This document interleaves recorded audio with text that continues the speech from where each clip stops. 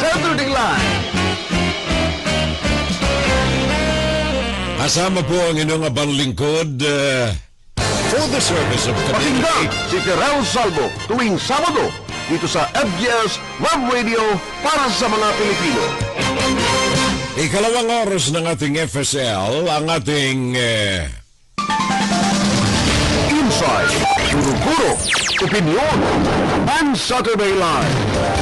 Well, pag-usapan natin ngayon mga kababayan, ang konting anag-ag na nakikita ko sa silangan para sa ating bayang Pilipinas, bayang tinubuan, malayo man tayo, ang ating mga dugo na nananalaytay sa ating mga ugat ay galing dyan nagsimula, dyan unang pumatak sa lupang sinilangan natin. In fact, kahit malayo na hindi lamang ako kundi milyong-milyong mga Pilipino, there are 10 million of us outside of the country. And yet, in spite of that distance, ang ating pagmamahal ay may bahagi pa rin ng bansa nating tinubuan. Kaya nga ba't itong palatuntunan ito ay iniaalay natin sa ikabubuti pa rin ng ating bayan sapagkat we have 115 million Filipinos ang umaasa diyan sa lupa na yan. Ngayong araw na ito, pag-uusapan natin mga kababayan, isantabi muna natin yung mga corruption na nagaganap sa Pilipinas. Isantabi muna natin yung pangungurakot, yung krimen, etc. Isantabi muna natin yung mga negatibong nagaganap sa bansa. Sabi ko na nga kanina, meron ako kasing nakikitang konting anag-ag ng liwanag. Because at present condition of the country, with the leadership under Ferdinand Marcos Jr., may mga nakikita akong tamang direksyon. Noong 6 na taon ni Rodrigo Duterte, talagang kadiliman, dugo na dumadanak ang nakita ko sa 6 na taon ni Rodrigo Duterte sa bansa. Ang mga kuku ng Chinese Communist Party nakaamba sabagat bukas palad ni tanatanggap ni Duterte na maging probinsya ng China ang Pilipinas. Today, may mga nakikita akong mga kabutihang nagaganap. Kung kayo man ay mga pro or anti-Marcos, huwag natin pag-usapan ang party affiliations natin. Pag-usapan natin ang Pilipinas.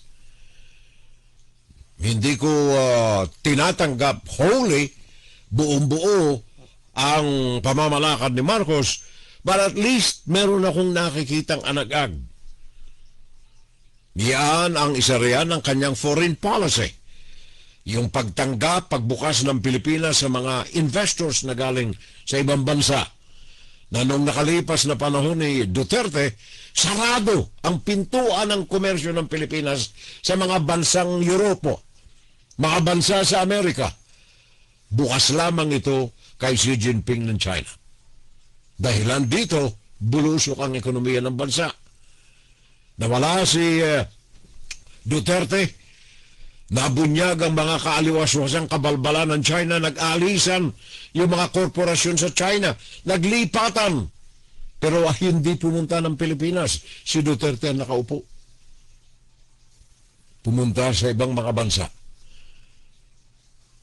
Japan o Japanese corporations, pumunta ng Vietnam, European companies, pumunta ng ibang bansa ng Asia, Malaysia, Indonesia. Wala ang Pilipinas. Sabagat konsiderado ng mga investors na ito na ang Pilipinas galamay ng China. Now, na binuksan ni Marcos ang mga pintuan sa mga foreign investors, especially Europeans and Americans, may maliwanag akong nakikita sa gawing silangan ng ating bansa. One of these countries na nagbukas ng friendly relationship sa Pilipinas, altogether business, cooperations in the military operations at lahat na binuksan. And this country is a neighbor of us, ang Taiwan. Of course, nandiyan ang Japan, nandiyan ang Amerika, nandiyan ang Australia, nandiyan ang Britain, etc., etc., even Germany. Pero i-focus natin ang usapan natin ngayon sa ating kapitbahay, ang Taiwan. Ang pag-uusapan natin ngayon mga kababayan ay ang Taiwan-Philippine relations. Dalawang vital industries ang binubuksan ng Taiwan sa Pilipinas, and hopefully ang Pilipinas bukas pala din. It is not a question of when. Hindi ito ang tanong kung kailan, kundi ang tanong dito ay kung gaano ang benepisyong tatanggapin ng Pilipinas and mutually sa mga relasyones na ito. Nakita ko nitong mga nakalipas na mga panahon, mga ilang buwan na, simula nung maupo si Marcos, yung kanyang foreign policy is very positive kung ang pag-uusapan ng ekonomiya ng bansa. Kaya nga ba't nakita ko itong relasyon na ipinagkakaloob, offered, inilalantad ng Taiwan sa gobyerno ni Marcos sa Pilipinas.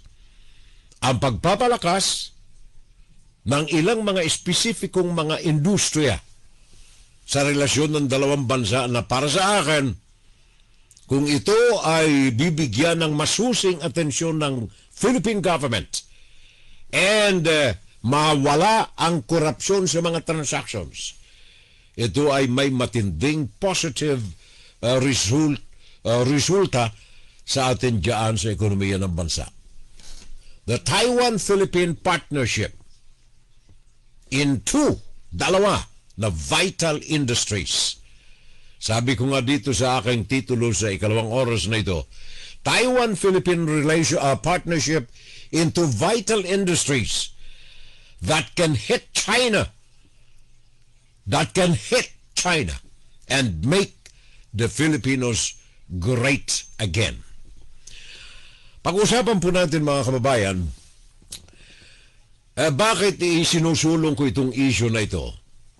Number one, because nakikita naman ninyo ang China. Last Saturday, nabanggit ko ang dokumento ng China na may kaugnayan dito sa mga gera na nakaplano ng China sa kanyang mga kapitbahay. Ang tawag nito ng Chinese Communist Party is the 6 Wars of China. Ang 6 na digmaan ng China. Dito po, nung Sabado, kung kayo nakinig sa aking programa, ang unang dalawa rito may kaugnayan. Number 1, sa Taiwan. Number 2, sa Philippines. Philippine Islands. Dalawa sa 6 na mga nakaprogramang pakikidigma ng China sa kanyang mga kapitbahay. Ang Pilipinas is number 2. Nakita naman ninyo, may mga mapa riyan na lumalabas na ang Palawan ay kanila raw. Simula pa noong panahon ng kung sino-sinong mga hari, emperor ng China. Ang Palawan daw ay kanila. Now, nitong nakalipas na buwan, Pebrero, kung natatanda ninyo mga kababayan, mga eroplanong pandigma ng China, J-15, at ang kanilang hypersonic na YJ-15.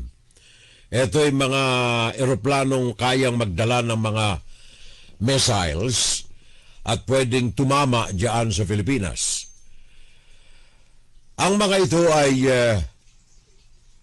pinasok ang teritoryo ng Pilipinas itong nakalipas na buwan. Ito ay nanutok, nagmanman, binantayan, naniktik sa mga exercises na ginawa ng Pilipinas with Taiwan and Japan and the United States. Nakatutok ang China sa lahat ng ginagawa natin. And of course, napakinggan naman ninyo yung balita kanina. Alam na alam ang China ang ginagawa ng Pilipinas sa West Philippine Sea dahilan sa mga traidor nating mga kadugo. Isang babae, 2 lalaki na dahilan sa 6-figure money.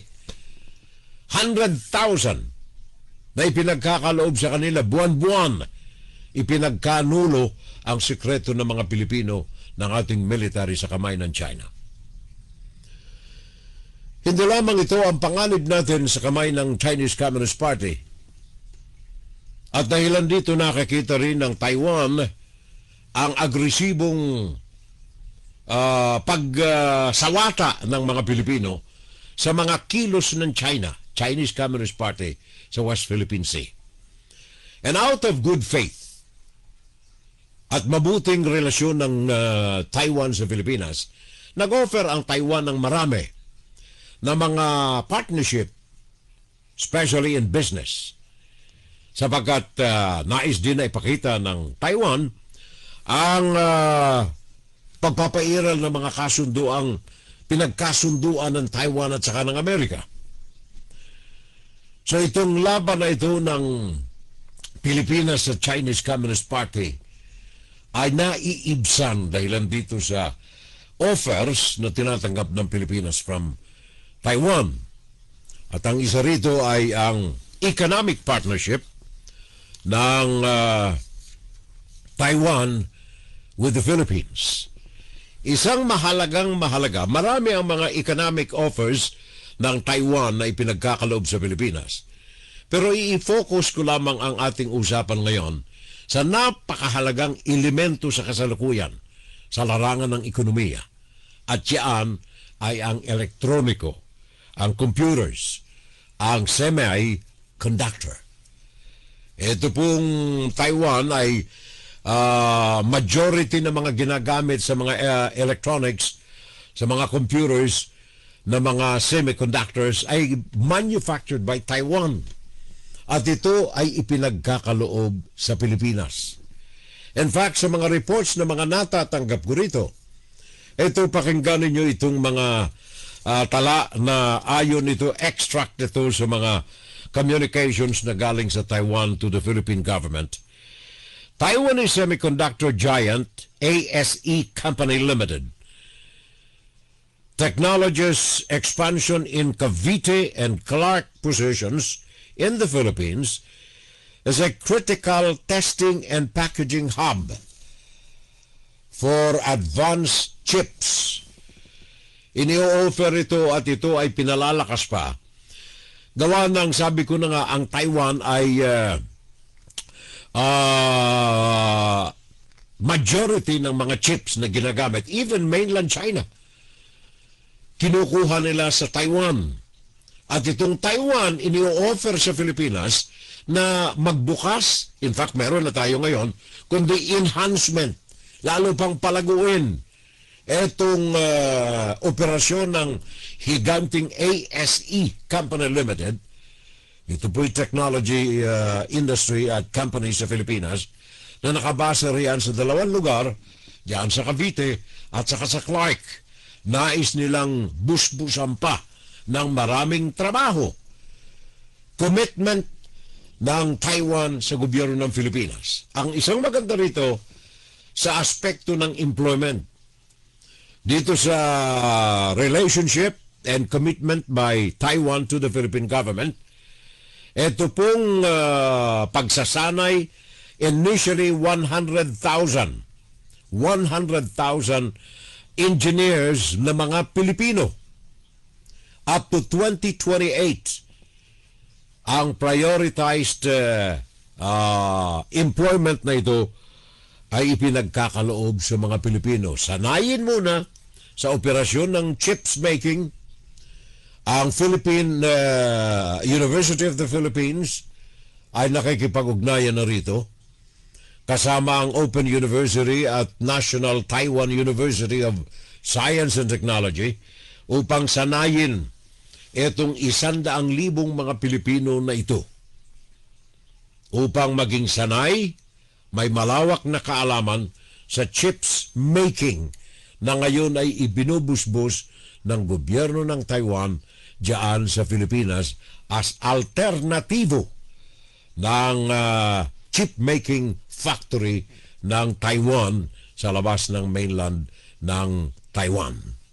170,000 Filipinos na nakatira sa Taiwan binibigyan rin ng kaluwagan sa trabaho ng Government of Taiwan at ito ay benefisyado ang mga pamilya ng mga Pilipino na ito sa Pilipinas. Ayon dito sa record na nakuha natin sa Philippine Economic Data, 1 billion $1 billion ang remittances ng mga Pilipinong ito na nandun sa Taiwan papunta sa mga pamilya nila diyan sa Pilipinas. At diyan sa Pilipinas, ang Taiwan liban pa rito sa operasyon ng chips making sa Cavite at saka sa Tarlac City. Liban pa riyan ang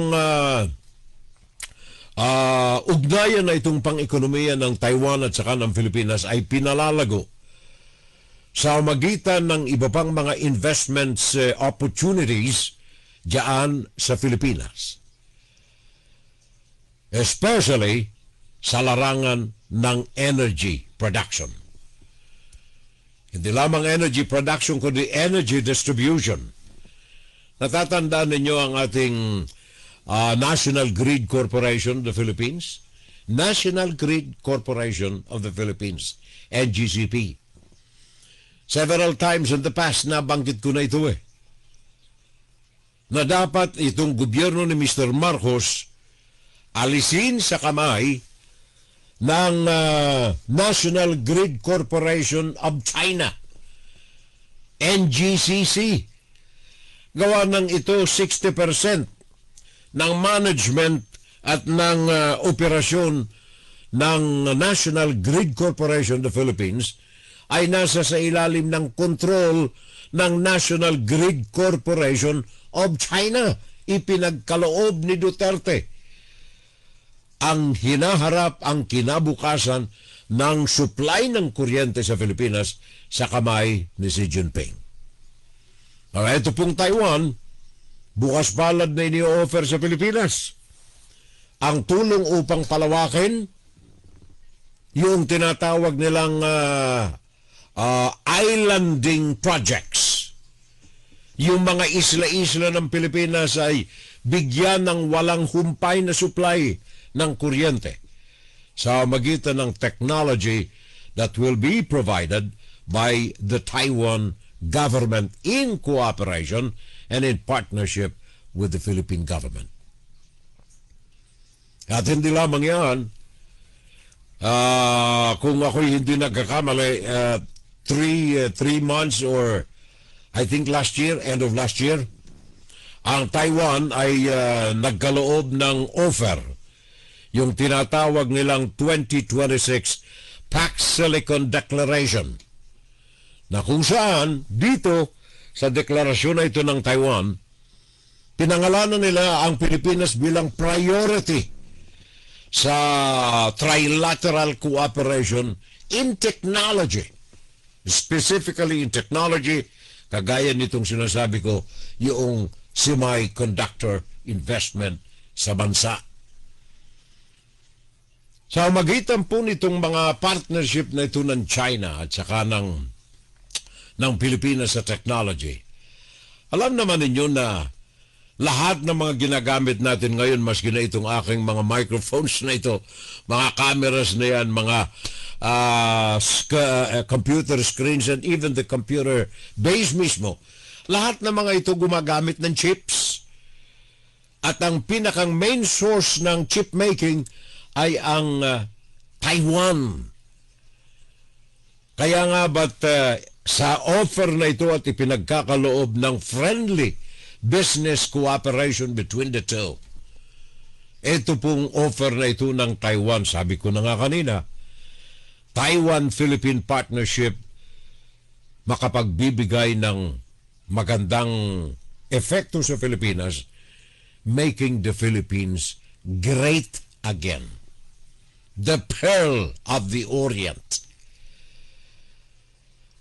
Tandaan ninyo na itong ating hangganan between Taiwan and the Philippines is only separated by several islands, Batanes Islands. Kaya ang maritima, ang karagatan sa pagitan nito ay napaka-sensitibo rin. Isa sa mga ipinagkakalob na offer ng Taiwan ay ang surveillance, ang partnership sa magitan ng pagmanman ng mga dumaraan dito sa pagitan ng Luzon at saka ng Taiwan. Ang tawag niyan ay Bashi Channel. Bashi Channel. Dito ay pinagkakaloob din ng Taiwan ang joint operations na bantayan ang ating kapaligiran. Sapagat meron tayong pinagkakasunduan na partnership in technology. In fact, maalala ko lamang last year, ang Taiwan ay nakapagtala ng pinakang mataas na record, highest record, na nakafocus sa assembly, testing, and packaging ng mga semiconductor chips na ito na galing sa Pilipinas. Ang number 1, record high. Sa madalit sabi, instead na ginagawa itong mga chips na ito solely galing sa mainland Taiwan, ang Pilipinas, kung lalong palalaguin itong relasyon na ito, ay lalo pang magiging very close. And mind you, itong mga assembly plants na ito, mga testing plants na ito, mga packaging plants na ito na itinatag ng Taiwan diyan sa Cavite at saka sa Clark, may ambisyon na kapag ito'y lumago pa ng husto, maglalagay sila sa ilan pang mga lugar, particularly Visayas and Mindanao. At sa magitan nito, magiging sole partner, kung hindi man sole ay main partner ng Taiwan sa semiconductor production diyan sa Asia, not in any other place, kundi diyan sa Pilipinas. Ano ang mga key aspects nitong may pagkakaloob ng partnership na ito diyan sa Pilipinas? Number 1, dahilan dito sa focus ng Taiwan sa government of the Philippines. As far as isang issue lang ito, maraming iba yan, pero ito lamang munang issue sapagkat to me, ito ang pinakang important semiconductor. Ang malaking investment na ito ng Taiwan sa Pilipinas, sa semiconductor alone, magkakaloob sa Pilipinas ng pangalan sa industriya ng computers, ng semiconductor specifically. Maghahati dito ng pangalan sa Pilipinas. In fact, nitong 2025, itong investment ng Taiwan alone sa Pilipinas, umabot na ng $250 million. At ito ay inaasahang daragdag pa this year, 2026. Ang supply chain, by the way, isang magandang aspekto ito ng focus ng Taiwan ng manufacturing, testing and packaging and assembly ng mga semiconductor dyan sa Pilipinas. Magkakaroon tayo ng established supply chain, hindi lamang from mainland China, kundi from the Philippines to the market throughout the world. Therefore, nakalagay doon sa promotion ng Pilipinas, maganda, assembled or manufactured in the Philippines. Made in Taiwan. Assembled, manufactured in the Philippines. Sa madalit sabi, hindi lamang we are creating a chain of supply, but we are creating a name for the Philippines. At hindi lamang yan, ang epekto pa nito sa infrastructure ng Pilipinas, daragsa ang iba pang mga investors, daragsa ang paglago ng infrastructure industry. Gawa na maglalagay ka ng mga assembly plants. In fact, kung titingnan ninyo ang Laguna, napakarami na po ngayon dyan ng mga assembly hubs ng iba't ibang mga produkto, elektroniko, kotse, at maraming iba pa. Kailangan lamang natin alagaan ang strategic security ng Pilipinas, which is also a positive effect sa relasyon na ito ng Taiwan at saka ng Pilipinas with the shadows of the United States of America behind any operations of Taiwan in the Philippines. Ito po ay maghahatid sa atin ng magandang pangalan, considering, sabi ko na nga, kung ako'y hindi nagkakamali, 60% ng world supply ng semiconductors o kaya mga chips making galing sa Taiwan. Imagine kung sa expansion na ito ng chip making sa Taiwan ay kaakibat ang pangalan ng Pilipinas. Because of this partnership, makikita ninyo ang benepisyo nito sa ekonomiya ng Pilipinas. Hindi lamang sa ekonomiya, sa security ng Pilipinas. Hindi lamang sa security, sa futuro ng Pilipinas. With the partnership of Taiwan, magiging maganda rin ang imahe ng Pilipinas sa mga manufacturers, sa mga producers ng Amerika at ng Europa. Gawa ng ang Pilipinas ay known to be the source of talented engineers, the source of talented people na kaakibat ng daigdig sa advancement ng kani-kanilang mga technologies. Isa lamang po itong aspekto sa Pilipinas na sabi ko na nga kanina, may magandang epekto sa ekonomiya ng Pilipinas. Taiwan-Philippine Partnership in two vital industries. Number one, ang benepisyo dito nga sa semiconductor na ito. Yan pa lamang ang napag-uusapan natin. May number two tayo. Dalawang industriya na kung bibigyan ng focus ng gobyerno ng Pilipinas at hindi masisira ang relasyon na ito, magkakaloob ng katagang maibabalik sa Pilipinas, the Philippines is a great again country. Parang Amerika. Mahaga. Pearl of the Orient. Ipinangangalandakan ko ito sapagat I was proud na ang Pilipinas ay at one time in the past natawag na Pearl of the Orient. Kaya any good chance na mabalik ang pangalan na yan, binibigyan natin ng puwang sa ating palatuntunan. And second, na magkakaloob na magandang pangalan sa Pilipinas. Aside from semiconductor, in relations with the industry partnership between Taiwan and the Philippines, ito naman, Philippines and Taiwan. Ano ang magagawa naman ng Pilipinas to reinforce this relationship? By the way, binibigay ko lamang example ng Taiwan, but we are not limiting the opportunities and this discussion to the country of Taiwan. Halimbawa lamang ito sapagkat hindi lamang Taiwan ang nagbibigay ng industriya sa Pilipinas, kundi maraming iba pa. Japan, for example. India, for example. And of course, America. Kita naman ninyo ang ibinubus-bus dyan na partnership with the Philippines. Kaya lamang, for the purpose of this discussion today, dalawa lamang ang issue na nais kong erase. Dalawang countries, Taiwan and the Philippines. Semiconductor, number one issue. Number two, ito naman ang bigay natin sa Taiwan.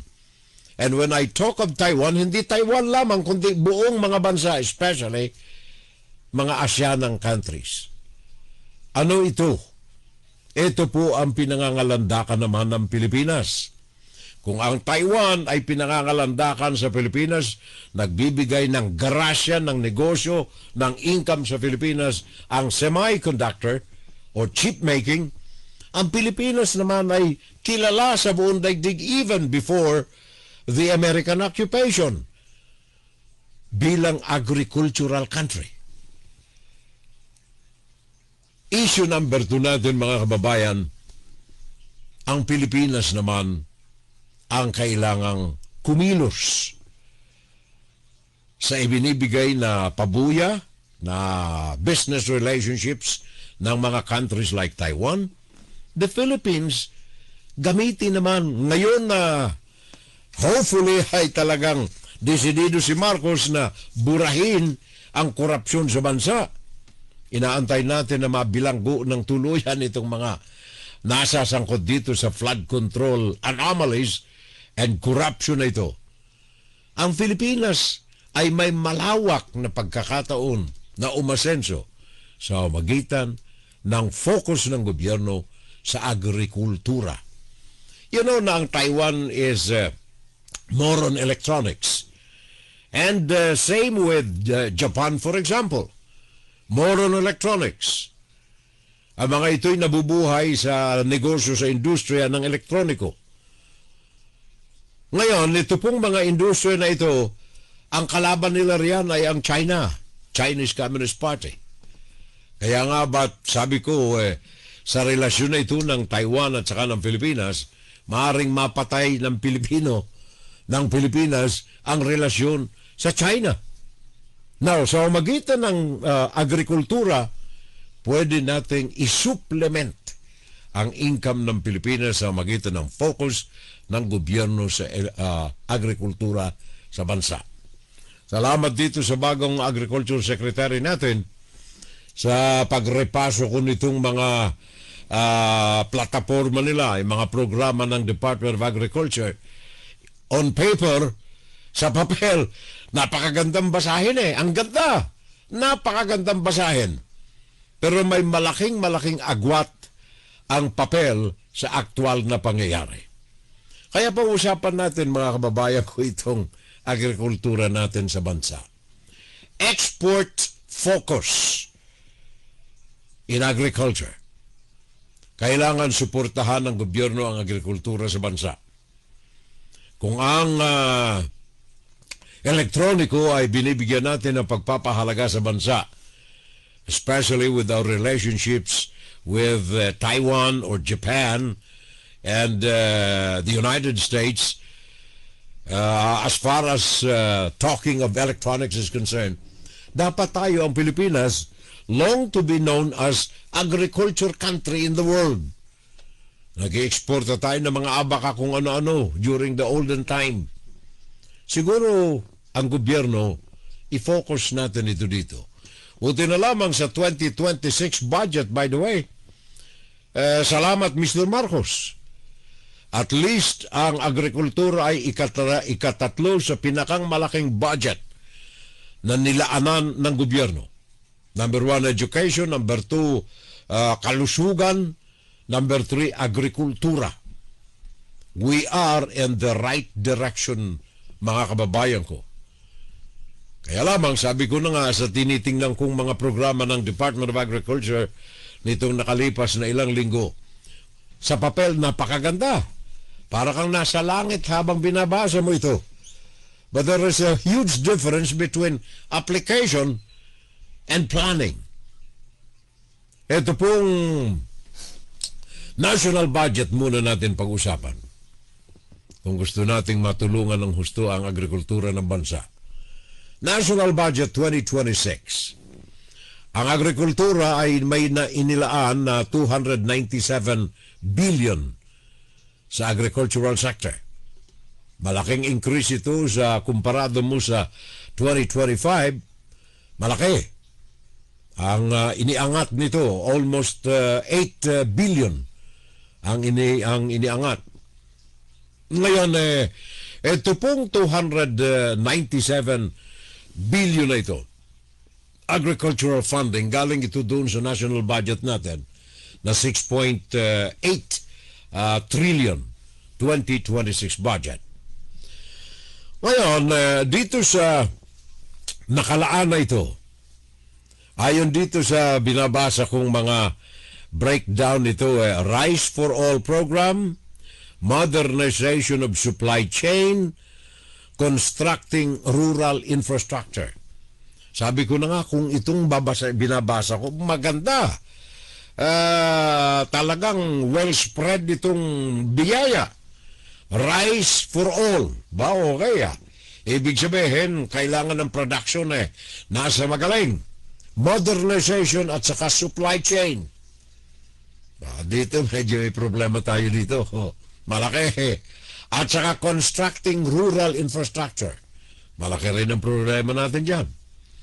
Lahat ng huling dalawa, modernization at construction, infrastructure, dito nakasalalay ang Rice for All. Malaki ang problema kung ang implementasyon nito ay hindi may susunod sa programa. Major programs. Tinitingnan ko itong budgeting ng ating national government. National Rice Program, 31 billion para sa mga seedlings, mga fertilizers, training ng mga, pakinggan ninyo isa-isayin ko ito mamaya. Training ng mga involved sa pagsasaka. And then ikalawa, Rice Competitiveness Enhancement Fund. Ito ang tulong, pwedeng utangan ng mga magsasaka, 30 billion. And then Farm to Market Road, 33 billion. Pakinggan itong mga sinasabi ko kasi ito mga malalaking problema natin Corn Program, 5.3 billion. Livestock and Animal Industry, 20 billion. Asan yung mga sa mga mangingisda? Wala ako nakita. Wala ako nakita sa mga mangingisda. Bakit wala? Samantalang tayo ay nag-iimporta ng mga galunggong galing sa China, bakit wala tayong programa rito ng agrikultura, Department of Agriculture, sa mga mangingisda? Meron ba? Wala. Baka na-miss lang natin. Nag-iimporta napapaligiran tayo ng karagatan. Nag-iimporta tayo ng galunggong, ng tulingan at kung ano-ano pang klase ng isda sa China.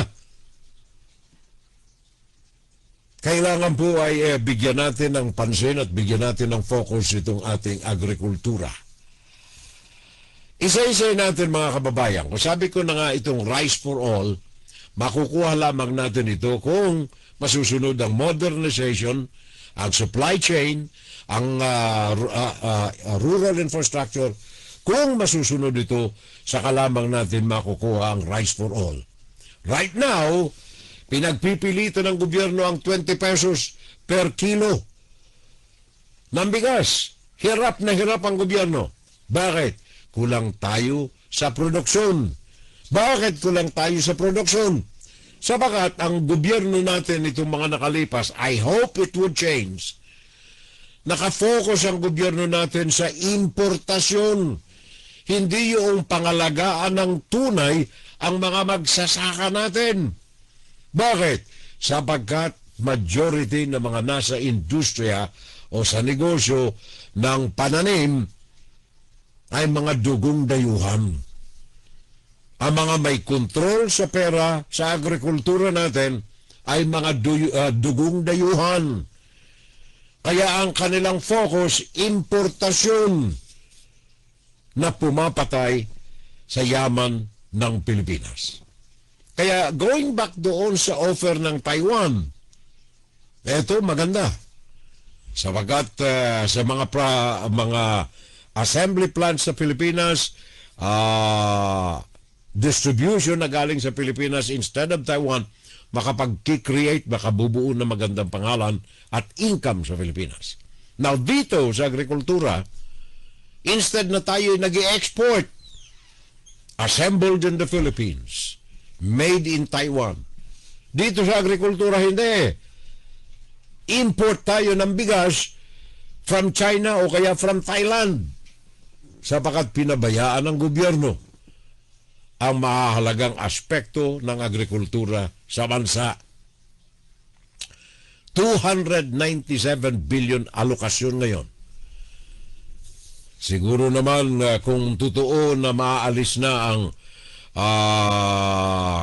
corruption sa gobyerno, kagaya ng mga natutuklasan natin sa Department of Public Works and Highways, ngayon nasa kamay na ng Department of Agriculture itong mga farm to market roads. Baka naman magamit na ng tama itong 297 billion funding for 2026 ng Department of Agriculture. So isa-isahin natin mga kababayan ko. Dito sa nakita kong tala ng Department of Agriculture sa kanilang mga key focus area. Sabi nila, key focus area ng Department of Agriculture. Rice for All program. Beautiful.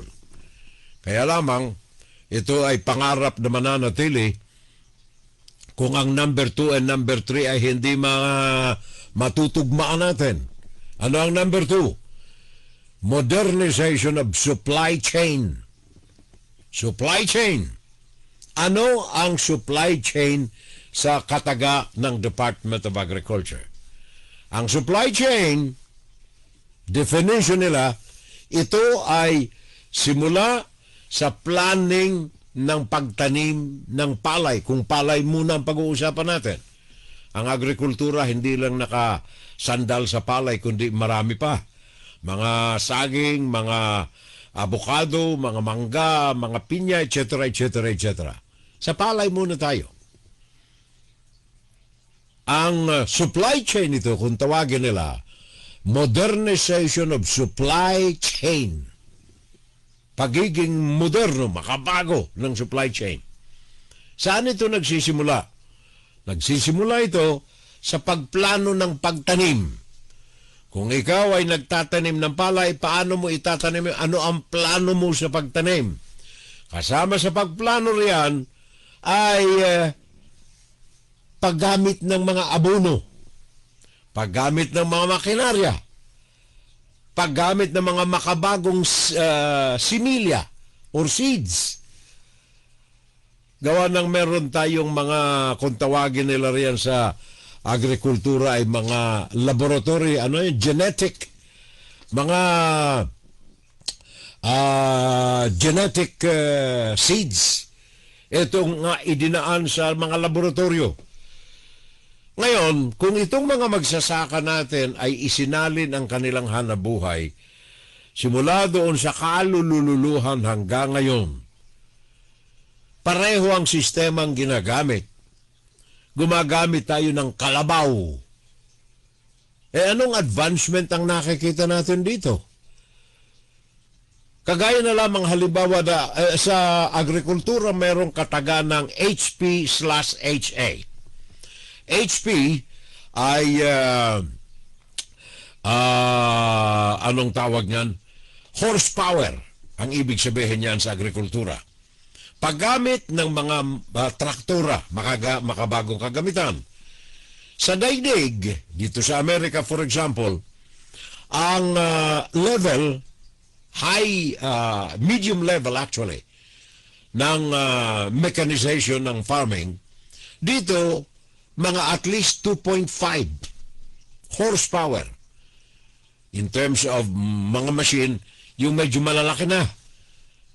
Sa atin, ang ginagamit nating mga traktora riyan, napakababa sa world standard ng mga mekanismo na ginagamit sa pagsasaka. Ano ang mga nakakita natin? Yung hand tractor, di ba? Yung maliit. Maliit. Kaya ang ani nito, ang preparasyon ng pagtatanim ng pala nito, mas mabagal. Kaya ang ani nito ay mas konti. Instead na magawa mong 2 beses ka mag-ani sa 1 taon, baka 1 na lang. Kasi mabagal ang preparasyon Modernisasyon ng supply chain. Simula sa paghahanda, mga gagamitin. Ikalawa ay yung pagtatanim. Ano ang mga abunong kailangan mo riyan? Ikatatlo ay ang pagmantini ng tanim. Ano ang kailangang ilagay mo riyan? Alam mo itong mga magsasaka natin, sayang nga lang at yung kanilang mga anak ngayon ay hindi na gusto ang pagsasaka. Marami sa mga pamilya ng mga magsasaka natin ngayon, ang minabuti pa pagkatapos mag-aral, maging trabahante na lang sa call center. Call center na. Ayaw nila magsaka. Bakit? Kasalanan din ng gobyerno natin Pinabayaan ang pagsasaka, kaya walang interes yung mga bagong sibol na henerasyon. Tawa nang nakita nila yung kahirapan ni tatay ni nanay sa pagsasaka. Wala namang atensyon ng gobyerno. Ngayon nakakita ko on paper, modernization of supply chain. Ano ang mga dapat gawin dito? Kailangan pamahingahin na natin yung kalabaw. Gamitan natin ang modernong kagamitan. Sabi ni Juan, paano ka namang makakabili ng mga modernong kagamitan? Hirap na hirap nga tayo Ala naman tayong tulong sa gobyerno. Meron tayong pera. Ang gobyerno, kung magagamit ng tama ito, ay aasenso ang Pilipinas. 297 billion. Pangatlo sa national funding. Kung walang korupsyon, baka sakali utay-utay, unti-unti, aasenso ang pagsasaka natin. Kaya yung, sabi ko na nga, supply chain, asa na tayo? Nandirito na tayo sa pagtanim, pag-aalaga, abono. Sabi ko kanina, kung pinanunood lamang ng ating mga magsasaka, itong mga naandyan sa internet, sa YouTube for example, meron dyan na mga AI created, yung mga artificial intelligence created, pero marami rin ang totoo. Example ng magsasaka. Makabagong pamamaraan ng pagsasaka. Yung pagkatapos na magtanim ng palay, yung palayan sigurado lagi may tubig yan, ano? Yung ibang mga magsasaka sa ibang countries like for example Thailand, para maragdagan yung hindi sila gumagamit ng abono, ang inilalagay nila sa kanilang palayan, rice field, ay mga isda. Mga isda. Ano ang tawag sa atin doon? Ano yung isda na kinakain natin na binibreed? Naglalagay sila ng isda riyan. Bakit? Sapagat yung isda kumakain ng mga insekto at mga mikrobyo na pumapatay sa palay. So, sa panahon ng pag-ani ng palay, may mga isda pa silang maaani rin. Kumbaga, kailangan ng makabagong ingenuity, kaalaman upang mapanatili natin ang maayos na pagtatanim ng palay. So, modernization. Okay. Nag-ani na tayo. Inani na natin yung palay. Paano natin ibibenta ang palay? So, inani ang palay, kailangan ay linisin ang palay, ikarga sa truck o ikarga sa vehikulo, dalhin sa gigiling ng palay. From gigiling ng palay, diretso sa merkado. Ito ngayon ang dapat na pagtuunan ng pansin ng gobyerno. Ang mga magsasaka nakarely sa kanilang mga binibentahan ng palay, middlemen. Nakaramihan dito ay mga negosyante. Bago dalhin sa mga gilingan, nagigilingin yung palay para maging finished product at sa merkado. Now, sa ngayon, lahat ng yan trabaho nitong mga magsasaka natin. Kaya nakakargahan ng husto. Pagkatapos na maani ang palay, sasamantalahin sila ng mga middlemen. Kaya ano ang dapat na gawin ng gobyerno? Kailangan ng gobyerno magplano kung papaano matutulungan ang magsasaka na yung kanilang produkto maibebenta sa merkado na hindi papasanin ng mga magsasaka. Kagaya ng mga nauna kong broadcast na paano ka lang natin. Siguro ang gobyerno in partnership with the private businessmen magtatag ng mga buying centers. Ang pinag-uusapan natin ngayon, palay pa lang ha. Mga buying centers na mga palay o mga inaane sa sakahan. Buying center operated by a private businessman in consonance and in partnership with the government upang maimantini ang operasyon ito. So pagkatapos na maani, merong hahakot ng palay patungo sa buying center na ito at gigiling ng palay at diretso sa dealers naman, mga retailers. Dapat na ito ay fully supervised ng ating gobyerno. Nang sa ganun, maimantini ang quality at ang standard at ang dami, quantity ng palay o ane na hindi dadaan sa kamay na mga scrupulous, mga mandurugas na mga middlemen. Karamihan dito pagdating na sa merkado, hindi na Pilipinong dugo ang humahawak at nagpapatakbo nito. Kaya pagdating sa mga bodega, namamanipula upang bigyan ng pabor yung importasyon ng palay. Ngayon, dito sa mga middlemen na ito natin, itong mga partnership with private organizations or private companies with government supervision and partnership, dito ngayon papasok yung mga infrastructure natin. Gawa ng ang gobyerno, sabi ko na nga, at least yung Department of Agriculture natin, nasa kamay na nila yung farm to market roads. So maaasikaso na yung construction and infrastructure ng gobyerno. Upang sa ganon, ang mata ng gobyerno ay nakatuon simula sa mga magsasaka, providing them with the mechanisms to sustain operation of farming, providing them with funding para magamit ang mga makabagong mga kagamitan, at meron silang kalsada na madadaanan patungo sa mga distribution centers na kailangang itatag ng gobyerno sa mga probinsya upang magkaroon ng control and supervision ang flow ng production dito. Sa example natin, at least yung bigas. Meron tayong mga ilang mga, anong tawag niyan, mga farmers association, pero wala namang supervision ng gobyerno. Kaya yung kanilang kaalaman ay nakatuon pa rin sa makalumang pamamaraan ng pagsasaka. Pero kung ang gobyerno ay nakatuon dyan, meron tayong talagang mga eksperto na mga supervisors at mga guro sa makabagong pagtuturo ng pagsasaka, magkakaroon ng interes yung mga kabataan natin. Ang gobyerno pala nakatuon sa atin ngayon eh. So yung rice for all, baka ma-achieve natin sa magitan ng modernong mga supply chain ng produksyon na ito ng palay sa ating mga sakahan. Ito po napag-uusapan lamang natin sa bakit nasasayangan tayo eh. Nung araw, napag-uusapan natin ngayon ang palay lamang. Pero nung araw, pangunahin ng Pilipinas sa niyog.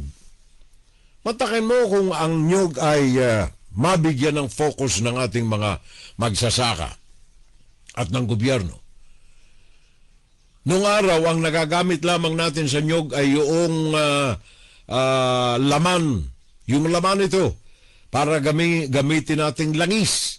I-manufacture for oil. Ngayon makabago, kung meron tayong mekanismo at kaalaman, lahat ng mga bagay na matatagpuan sa niyog ay nagagamit ngayon simula sa mismong puno ng niyog. Nakakita naman ninyo ang mga sahig ngayon na moderno. Coconut floors, coco floors kung tawagin. Hindi lamang yan, yung baon ng niyog mismo, yung balat nito, ngayon ay nagagamit na. Nagagamit ito sa paggawa ng mga upuan. Nagagamit ito sa paggawa ng mga kutsyon. Lahat ng mga byproducts ng niyog. Kung may involvement lamang ang gobyerno na mabigyan ng inspirasyon ang mga producers nito na magamit ang lahat ng mga bagay na galing sa puno na ito ng niyog. Also, mga pinya, for example.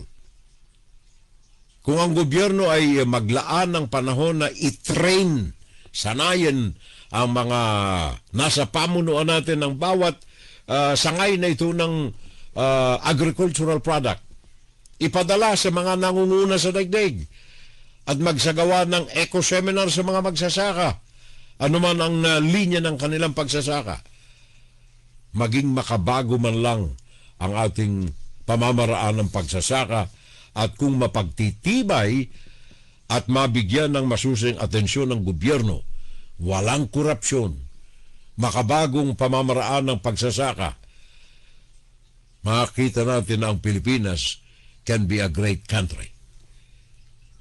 Na ang Pilipinas ay tunay na pearl of the Orient. Kaya lamang, sabi ko na nga, step number 1, corruption natin kailangan mabura ng husto. Step number 2, burahin ang ating dynastiya. Sabagat sila ay mga kalawang mga cancer na pumapatay ng kinabukasan ng Pilipinas. Ikatlo, ang gobyerno kailangan ay may masusing pakikipag-ugnayan mismo sa taong bayan. Makita ng mga mata ng mga magsasaka na ang gobyerno na sa kanilang harapan.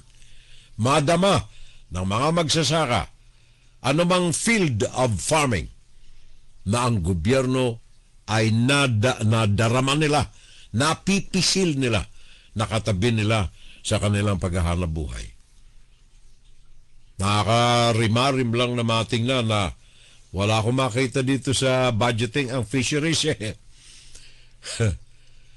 Rice, import. Fish, magtakay mo, napapaligiran tayo ng dagat, import. Saan tayo nag-iimporta? Mga isda sa China. Mga bigas, Thailand, Indonesia. Bakit hindi natin ito palaguin ng husto? Now, ang Taiwan may partnership sa defense natin with the help of the United States. Baka sakaling tayo na mag-export ng isda kung ating mapagtitibay ng husto ang ating pangangalaga sa ating kapaligiran. Insights! Insight, guro-guro, opinion, and Saturday Live. Well, mga kapitbahay, alam po lamang ito sa mga ideas natin na ginawa natin sa magitan ng mga pananaliksik natin upang makatulong kahit papaano ang programang ito, ang palatuntunang ito, na mapaunlad sa isang mabuting pamamaraan ang buhay ng ating mga kababayan.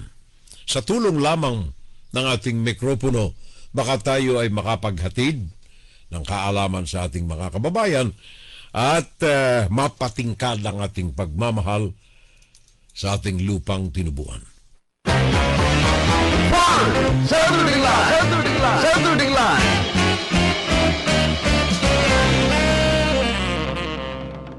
Well, last segment ng ating Fun Saturday, mga kapitbahay. Thank you very much dito kay Lulu Matigas sa kanyang